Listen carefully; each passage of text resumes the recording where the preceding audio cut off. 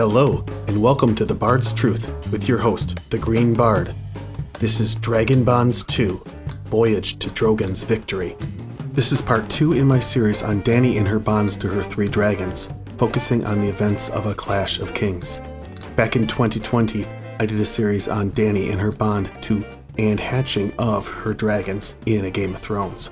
Now we continue the series. This volume shows some evidence of each of Dany's 3 dragons following the same type of magical bonded themes we studied in our series on Direwolves. However, we see that the evidence is strongest for a telepathic bond with Drogon consistently. As the dragons continue to grow, the power that they represent becomes real. This foreshadows how Dany will use them in A Storm of Swords. A Clash of Kings, Daenerys I. Our first mention of the dragons is about their value in the world and to Dany. Just the idea of them inspires ferocity and determination in Dany, continuing those themes from the last book. No, Dany thought. I have 4. The rest are women, old sick men, and boys whose hair has never been braided. I have the dragons, she pointed out. Hatchlings, Ser Jorah said. One swipe from an Arok would put an end to them, though Pono is more like to seize them for himself. Your dragon eggs were more precious than rubies. A living dragon is beyond price. In all the world, there are only 3. Every man who sees them will want them, my queen. They are mine, she said fiercely. They had been born from her faith and her need, given life by the deaths of her husband and unborn son and the Maegi, Miri Mazdur. Dany had walked into the flames as they had come forth, and they had drunk milk from her swollen breasts. No man will take them from me while I live. The theme of their commercial value comes up twice again in the story, once at the end of this volume with Xaro Zoandaxis, and later in Slaver's Bay with the bargain struck in Astapor, where it is made clear that none should attempt setting a commercial value on dragons because they are not property. The next mention of dragons is of the one she'll name Visenya. He is clinging to her body fiercely, much like a babe would to its mother. Note also that in the following chapter, she has fully adopted the title of Mother of Dragons, as it is used in capitalization. Dany had named him the first of her Queen's Guard, and when Mormont's gruff counsel and the omens agreed, her course was clear. She called her people together and mounted her silver mare.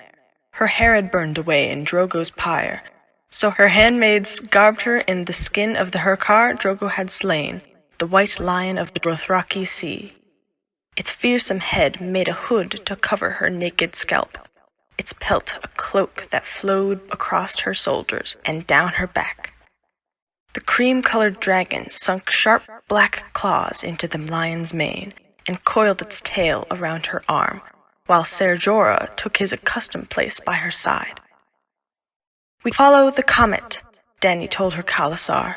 Once it was said, no word was raised against it. They had been Drogo's people, but they were hers now. The Unburnt, they called her, and Mother of Dragons. Her word was their law. In the next passage, she discusses how humans and dragons are the only beasts who cook their meat before consuming it. This is one of the few pieces of dragon lore that Viserys seems to have taught her. In the future, she will have need of advisors that can tell her about dragons. We know that Tyrion is attempting to get to her side to fulfill that role. Aemon also wanted to go to her, but he died first. Curiously, though, another of his order, Archmaester Marwyn, is en route to her side. Notably, he is on the Cinnamon Wind, the boat where Aemon died, and where his body may remain entombed in a cask of blackbelly rum. I do speculate as to whether Marwyn may make use of Aemon's body in a short tinfoil essay about the identity of the perfumed seneschal. Perhaps I'll make that into a video? Back to the dragons. She fears for them as a mother until she learns to feed them. Dany hungered and thirsted with the rest of them. The milk in her breasts dried up, her nipples cracked and bled, and the flesh fell away from her day by day until she was lean and hard as a stick. Yet it was her dragons she feared for. Her father had been slain before she was born, and her splendid brother Rhaegar as well.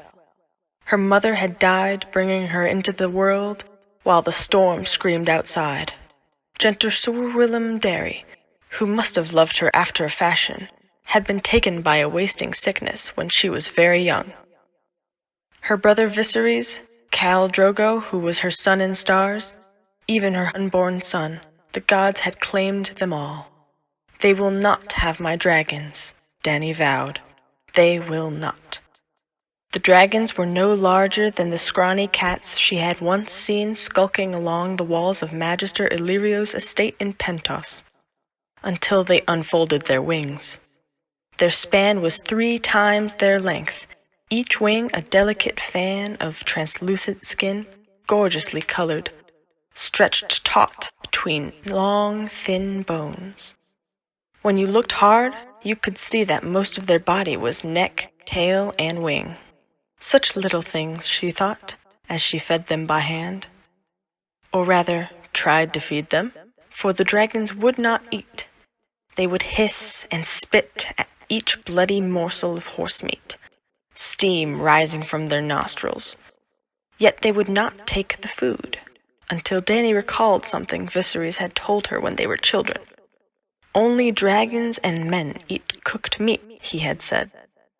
When she had her handmaids char the horse meat black, the dragons ripped at it eagerly, their heads striking like snakes. So long as the meat was seared, they gulped down several times their own weight every day, and at last began to grow larger and stronger.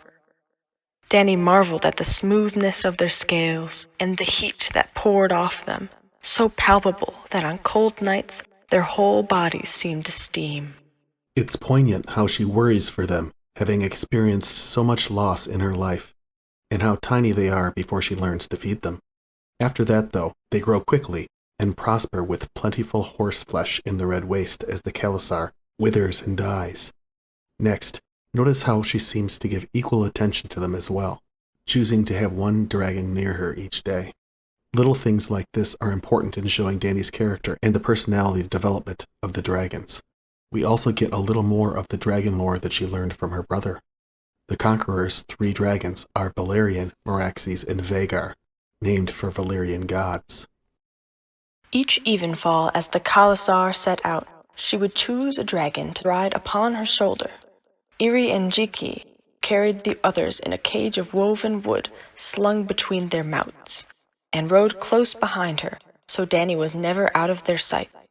It was the only way to keep them quiescent. Aegon's dragons were named for the gods of old Valyria, she told her blood riders one morning after a long night's journey. Visenya's dragon was Vhagar, Rhaenys had Meraxes, and Aegon rode Balerion, the Black Dread. It was said that Vhagar's breath was so hot it could melt a knight's armor and cook the man inside, that Meraxes swallowed horses whole, and Balerion, his fire was as black as his scales, his wings so vast that whole towns were swallowed up in their shadow when he passed overhead. The similarities jump out between those 3 dragons and Dany's set. There are 3, and the largest is black. Aegon agrees that Drogon fits the coloring of Balerion. The color similarities may end there, though, as we learn in The World of Ice and Fire that Meraxes, Rhaenys' mount, had silver scales and golden eyes, while Vhagar has bronze scales with green eyes. We learned this about Vhagar only recently from artist Sam Hogg. By contrast, Viserion has cream scales and golden eyes, and Rhaegal has green scales with bronze eyes. All 3 are named and described in the next passage. The Dothraki looked at her hatchlings uneasily. The largest of her 3 was shiny black, his scales slashed with streaks of vivid scarlet to match his wings and horns. "Khaleesi," Ago murmured. "There sits Balerion. Come again." "It may be as you say, blood of my blood," Dany replied gravely. "But he shall have a new name for this new life. I would name them all for those the gods have taken. The green one shall be Rhaegal, for my valiant brother who died on the green banks of the Trident. The cream and gold I call Viserion. Viserys was cruel and weak and frightened, yet he was my brother still. his dragon will do what he could not. The black, she said, is Drogon. As I mentioned in my previous essay, Dany names these dragons for those she lost, and it may be that some shadow of the identities of their namesakes live on in the dragons. Viserys was vain and moody, and Drogo was dominating and ferocious. We'll look for these traits in their corresponding dragons. Rhaegal I see as more immature, like the baby Rhaego, instead of like Rhaegar, whose death too long preceded Rhaegal's birth for a piece of his soul to linger and be implanted in the dragon. Through the next couple books, we'll test these hypotheses. We get an indication of Viserys in Viserion in the next mention. After traversing the Red Waste and coming upon the abandoned city of Vaes Telloro, Dany sees a missing statue on a plinth and assumes it was taken by Dothraki to Vaes Dothrak. Viserion hisses at the sight. Viserys certainly would not have liked this either, given his opinions about the Dothraki. He's again clinging to her shoulder as he'd done in the earlier scene. At a place where 6 alleys came together, Dany passed an empty marble plinth. Dothraki had visited this place before, it would seem. Perhaps even now the missing statue stood among the other stolen goods in Vaes Dothrak. She might have ridden past it 100 times, never knowing. On her shoulder, Viserion hissed. Later, Dany uses the dragons as her courage upon entering the ghost city, recalling our theme from the prior volume. I fear no ghosts. Dragons are more powerful than ghosts, and figs are more important. Go with Jiki and find me some clean sand for a bath, and trouble me no more with silly talk. We next see Rhaegal learning to use his wings and throwing a bit of a temper tantrum, like a toddler, when it doesn't work. Dany anticipates riding a dragon. I'm glad I started reading this series around the time A Dance with Dragons was published, because I could not have waited 15 years for her to ride one.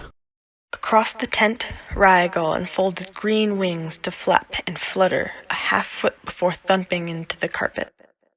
When he landed, his tail lashed back and forth in fury, and he raised his head and screamed. If I had wings, I would want to fly too, Dany thought. The Targaryens of old had ridden upon a dragonback when they went to war. She tried to imagine what it would feel like to straddle a dragon's neck and soar high into the air. It would be like standing on a mountaintop, only better. The whole world would be spread out below. If I flew high enough, I could even see the 7 kingdoms and reach up and touch the comet. Next, Dany has another dream of dragons, which includes her and Drogo riding dragons. It is an indication of her bond to Drogon, I believe. Drogo riding with her might mean that a piece of him rides on in Drogon, foreshadowing her later riding Drogon. No ghosts troubled her sleep that night. She dreamed of Drogo and the first ride they had taken together on the night they were wed. In the dream, it was not horses they rode, but dragons. We then learn that Rakharo found the bones of a dragon in the Red Waste. I wonder how old they are. Could they be from after the Doom? Sometime earlier during the reign of Valyria? Might they be ancient fossils?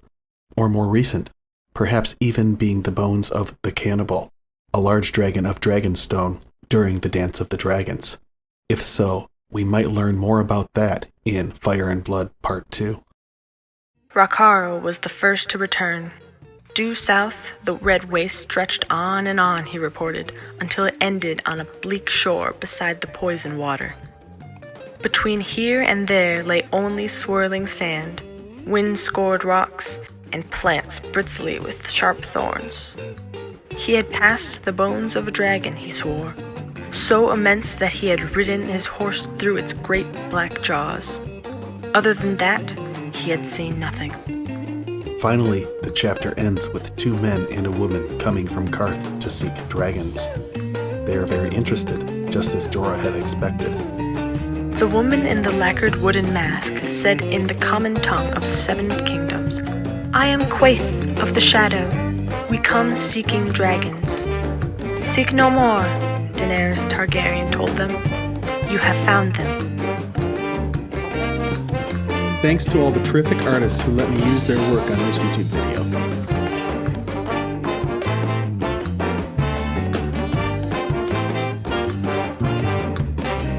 Thanks especially to those in my family who helped in this series so far.